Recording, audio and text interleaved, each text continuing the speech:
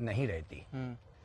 ये सनातन धर्म है। यद्यपि उनका विवाह जल्दी हो जाता था, लेकिन उनका जो गौना होता था, द्वितीय बार जाती थी तो 5, 6, 7, 7 जब प्रौढ़ हो जाती थी तब भेजते थे। ये हमारे यहाँ सनातन धर्म की यानी व्यवस्था थी। किंतु आज के परिवेश में वो चीज घटित नहीं हो रही, क्योंकि जब सृष्टि खाली पड़ी हुई थी उस समय हमारे देश में प्रजा की आवश्यकता थी, जनता की आवश्यकता थी। जैसे अब चीन में आवश्यकता हो रही, पहले वहाँ एक बालक के लिए वो था, अब वो सरकार प्रोत्साहित कर रही है। प्रोत्साहित कर रही, कई ऐसे देश हैं प्रोत्साहित कर रही है। अब चूंकि भारत तो बढ़ नहीं रहा है, उसकी क्षेत्रफल तो बढ़ नहीं रहा, जनता बढ़ रही है, मकान बढ़ रहे हैं। हमारा सवाल ये था कि अनिरुद्धाचार्य जी की जो बात से आप इत्तेफाक रखते हैं कि नहीं रखते। उम्र 14 साल नहीं होना चाहिए, 18 साल ही कम से कम होना चाहिए। एक सवाल उससे क्या है कि उसका शारीरिक क्षमता भी उसकी यानी जो है सक्षम हो जाए, लड़कियों को सक्षम होने की जरूरत है। सक्षम, और वो आप देखिए आर्थिक तौर पे भी। और हमारे गृहस्थी के दो पहलू हैं जी, दो सिक्के हैं, दो पहिया हैं गृहस्थी रूपी, यानी छकड़े को ढोने के लिए एक पुरुष है उसमें और एक उसमें स्त्री है। दोनों जब बराबर के होते हैं तो गृहस्थी का जो मार्ग है वो सुव्यवस्थित तरीके से चलता है। एक सवाल का जवाब और दीजिए। जो महिला संगठन वो कहते हैं साहब कन्यादान की वस्तु कहाँ है, वो तो हमारे जीवन का अभिन्न अंग है, जो हमारी पुत्री है, तो उसको आपने दान कैसे कर दिया? वो जो महिला संगठन इस देश के अंदर वो ये आवाज उठाते हैं कि कन्यादान का विषय है ही नहीं। देखिए, कन्या धनम ही परिकीयम धनम, ऐसा कालिदास जी ने रघुवंश अभिज्ञान शाकुंतलम में कहा है। ये कन्या धन पराया धन है, उसको अपने पास में नहीं रखा जा सकता है।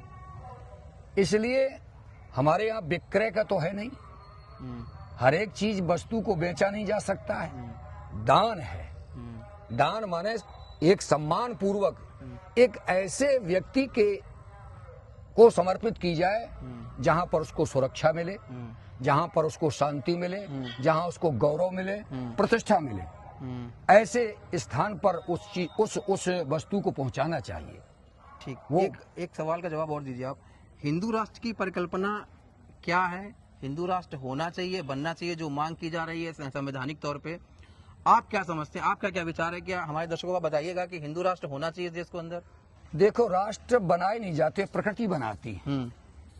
नहीं, जैसे बागेश्वर सरकार जो है वो यात्रा निकाल रहे हैं, सनातन धर्म यात्रा है, उनका कहना है कि साहब हिंदू राष्ट्र को लेके आवाज पूरे देश के अंदर उठनी चाहिए, समूचे देश के अंदर ये आवाज आनी चाहिए कि भारत को हिंदू राष्ट्र घोषित किया जाए संवैधानिक तौर पर। आप क्या कहेंगे इस पे?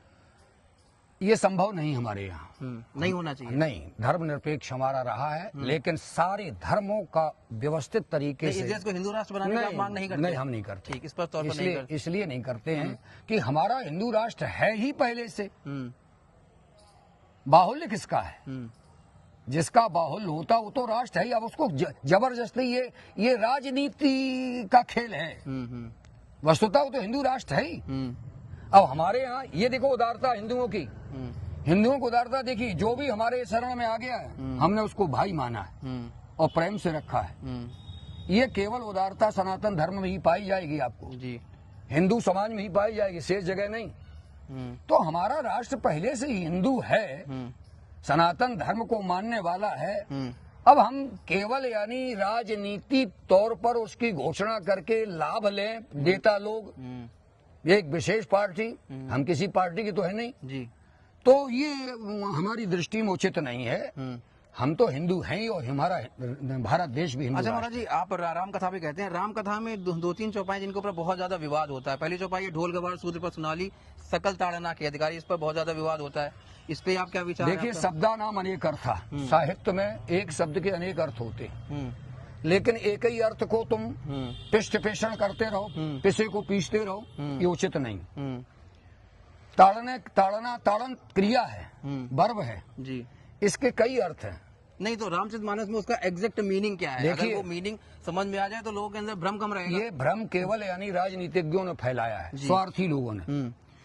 रामचरित मानस जैसा इस धरातल पर कोई ग्रंथ नहीं है जी, आज के परिवेश में। पढ़ा है नहीं रामचरित मानस, उंगली उठाने लगते। महाराज मनुस्मृति को पढ़ा है नहीं और हम उंगली उठाने लगते हैं। वेदों को पढ़ा है नहीं, भागवत को पढ़ा है नहीं, गीता को पढ़ा है नहीं। अरे जिसके विषय में जानकारी ही नहीं है, पात्रता नहीं है। हमने कुरान पढ़ा नहीं और कुरान की प्रति उंगली उठाने लगे। अच्छा महाराज जी, एक सवाल और आता है, एक चौपाई और भी है जिसके ऊपर विवाद होता है। कहा जाता है कि शूद्रों को बड़ा दयनीय दृष्टि देखा गया है रामचरित मानस के अंदर। चौपाई है, जय बरनारा तेल कुमारा स्वपच किरात कोल कलचारा और परनारी मुआई ग्रह सन्यासी मूड मुड़ाए भोज सन्यासी। इसमें कहा गया साहब तेली कुमार चंडाल भील कोल, इन सबको जो अनुसूचित जाति जनजाति हैं, जो SC ST में आते हैं, उनको बड़ी हेय दृष्टि से देखा गया। इस बात का क्या मीनिंग है? देखिए, हमारे यहाँ व्याख्याएं गलत हुई हैं जी। शास्त्र में ना तो किसी को हे दृष्टि से देखा गया, ना किसी को प्रोत्साहित किया गया। शास्त्र निरपेक्ष नहीं, है। किया किसने? सुनो, हमारी बात सुनो पहले जी। आप। बात ये है, व्याख्याएं गलत हो गई हैं। वस्तुतः शास्त्र हमारे यहाँ केवल 4 ही वर्ण थे। आज यानी जो है शासन ने हजारों जातियों में हमको क्यों बांट दिया? केवल वोटों की राजनीति के लिए हजारों ये जातियां बना दी हैं। ये क्यों? हमारे यहाँ तो भाई जो कर्म कर, किसी को वर्ण व्यवस्था में किसी को काम थोपे नहीं गए थे। आप इस बात पे एक सवाल का जन्म और दे रहे हैं क्या? जैसे जाति प्रथा, जो जातियों का विभाजन है वो खत्म कर देना बिल्कुल खर्च हो जाना चाहिए। केवल यानी जो है वर्ण व्यवस्था रहनी चाहिए। नहीं तो जो उसका मतलब ये हुआ कि जो शूद्र है वो व्यासपीठ पर बैठने का अधिकारी है। शूद्र कोई त्याज्य नहीं था। यदि उसमें पात्रता है तो बैठने का अधिकारी है। जो शूद्र है वो व्यासपीठ पर बैठने का अधिकारी है। पात्रता है। हम फिर बात पात्रता कैसी होनी चाहिए? गुरुडम प्रणाली से उसने यदि ज्ञान प्राप्त किया शास्त्रों का। आप भागवत को पढ़ लेना, भागवत जी में स्पष्ट लिखा हुआ है कि जिसमें जो गुण पाए जाते हैं उसको वही वर्ण समझना चाहिए। केवल वर्ण व्यवस्था हमारे यहाँ है, जाति व्यवस्था नहीं है। नहीं तो आप स्पष्ट तौर पर ये कहना चाहते हैं जो शूद्र है, अगर वो जाति से शूद्र पैदा हुआ, अगर उसके अंदर पात्रता है तो वो व्यासपीठ पर कथा कहने का अधिकारी है। ब्राह्मणो सुमुखमासीद बाहु राजन्य कृता उरु तदस्य यद वैश्या परभ्याम शूद्रो अजायत। ऋग्वेद का ये मंत्र है जी। और ऋग्वेद सबसे हमारा प्राचीनतम ग्रंथ है। ऋग्वेद से ही व्यास जी ने और 3 वेद बनाए। उसी को विशाल था सरलीकरण करके उसमें स्पष्ट लिखा है कि उस नारायण से ही 4 वर्ण, 5वां कोई वर्ण नहीं। जब परमात्मा के ही अंगों से 4 वर्ण पैदा हो रहे हैं तो त्याज्य कहाँ है? ये हलवा पूड़ी खाने वालों ने, स्वार्थी लोगों ने गलत व्याख्या की। मध्यकाल के अंदर जो ऐसा हुआ है, मध्यकाल के अंदर यानी जो है ये जो व्याख्याएं की गई हैं ये उचित नहीं है। अच्छा, एक महाराज जी आखिरी सवाल का जवाब हो रहा है। भागवत कथा का आयोजन हो रहा है, भागवत कथा वही प्रभु की शरणागति कैसे मिले? आखिरी सवाल संक्षिप्त में आप हमारे दर्शकों को बताइएगा कि प्रभु की शरणागति के लिए हमें क्या उपाय करने चाहिए, और जो नवयुवा हैं, जो जैन जी बच्चों का जिक्र होता है, जो आज के दौर के बच्चे हैं, जो व्हाट्सएप, ट्विटर और इंस्टाग्राम पे हैं, उनके लिए आप क्या संदेश देना चाहेंगे? उनके लिए हम यही संदेश देना चाहते हैं कि मोबाइल विधा से अबोध बालकों को थोड़ा दूर रखें। उनको ज्ञान नहीं है जी कि मोबाइल यद्यपि विज्ञान अच्छा भी होता है यदि उसका सम्यक प्रयोग किया जाए। यदि अच्छा प्रयोग नहीं करोगे, बुद्धिमानी से प्रयोग नहीं करोगे तो वो हानिकारक भी हो जाता है। इस पर ध्यान और संस्कारों पर विशेष ध्यान देने की आवश्यकता है। पहले 5 वर्ष तक बालक घर पर ही खेलता था, हृष्ट पुष्ट जब उसके शरीर हो जाता था तब वो उसको कक्षा 1 में दाखिला दिलाया जाता। अब यानी जो बच्चा यानी जो है ढंग से खा नहीं पा रहा है, अपने प्राण बचाने के लिए माँ उसको कॉलेज स्कूल में भेज देती है। ये उचित है क्या? उसका विकास सम्यक नहीं हो पाता है क्या? पहले तो एक से धुरंधर ज्ञानी बनते थे। हमारे यहाँ व्यवस्था थी 5 वर्ष का जब बालक हो जाए अपने हाथ से खाने लगे, पीने लगे, उठने लगे, बैठने लगे, तब वो विद्या ग्रहण करने की उसके अंदर पात्रता आएगी। अपने प्राण बचाने के लिए माँ मोबाइल पकड़ा देती है। तो मोबाइल से दूर रहें बच्चे। और संस्कार जो 16 संस्कार हैं, अब बताइए कितने लोगों का यज्ञोपवीत संस्कार होता है? बिना यज्ञोपवीत संस्कार के वेद पढ़ने का अधिकार नहीं। भाई 16 संस्कार क्यों दिए गए थे? मनुष्य को मानवीय गुणों से ओतप्रोत करना।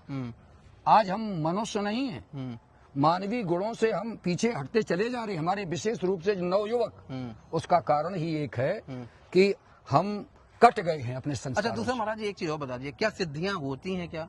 जैसे जो बागेश्वर बाबा जिस चीज का प्रचार करते हैं कि साहब वो मन की बात जान लेते हैं, ऐसी कोई सिद्धियां हैं आज के दौर में? देखिए भागवत जी में एकादश स्कंद में भगवान कृष्ण ने उद्धव को 23 सिद्धियों का वर्णन करके बताया है। नहीं, जो बागेश्वर बाबा जो करते हैं वो सत्य है या मिथक है, क्या है वो? नहीं, देखो सिद्धियां तो सत्य हैं, अब सिद्धि करने की क्षमता है उनमें, ये वो जाने। नहीं, आप क्या विचार रखते हैं, वो नहीं, है सत्य है कि मिथक है, क्या है वो?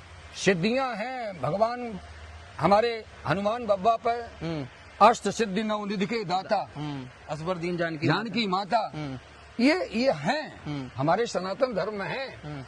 और यदि उनको सिद्ध करने का अवसर हमें प्राप्त हो जाए, जो विधि मिल जाए, गुरु मिल जाए, तो सिद्धियां हैं।